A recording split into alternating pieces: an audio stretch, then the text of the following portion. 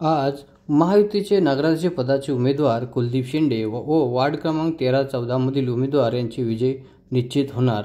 आम्ही सर्व खोपोलीमध्ये 6 दिवसापासून सर्व परिसरात प्रचार करीत आहोत। आम्ही सासगावमध्ये प्रचाराचे नारळ फोडले तेव्हापासून आमचे सर्व उमेदवार घराघरामध्ये जाऊन आरत्या वाळणे व त्यांचे स्वागत होत आहे।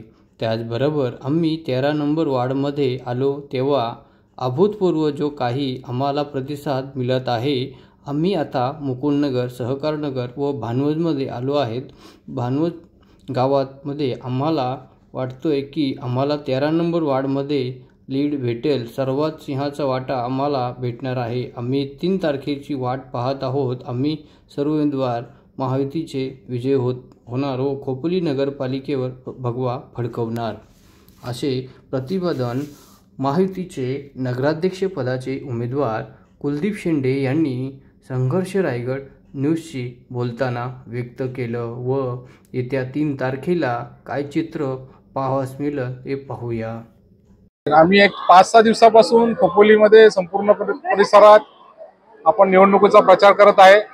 आम्ही सासगाव येथे नारळ फोडल्यानंतर जो काय आम्हाला उत्स्फूर्त प्रतिसाद सर्व आमच्या उमेदवारांना प्रत्येक घराघरात जाऊन आरत्या ओवाळणं करणं, त्यांचे स्वागत करणं होत आहे। त्याचबरोबर आता आम्ही जेव्हा 13 नंबरच्या वॉर्डमध्ये जेव्हा आलो त्यामध्ये अभूतपूर्व काजूवाडीपासून जो काय आम्हाला प्रतिसाद मिळालेला आहे। आता आम्ही खाली भानवड, त्यानंतर सहकारनगर, मुकुंदनगर, आता भानवड गावात आहोत। भानवड गावातलं वातावरण पाहता इथला सर्वात जास्त मला वाटतंय आमच्या 15 वॉर्ड पैकी सर्वात जास्त लीड हा आम्हाला 13 नंबर वॉर्ड मिळणार आहे आणि सर्वात सिंहाचा वाटा 13 नंबरचा राहणार आहे विजयामध्ये। आम्ही वाट बघतोय 3 तारखेची की आम्हाला जास्तीत जास्त किती मोठ्या लीडने आम्ही फरकाने विजयाने आम्ही सर्व उमेदवार निवडून येतोय आणि खोपोली नगर परिषदेवर महायुतीचा झेंडा फडकतोय।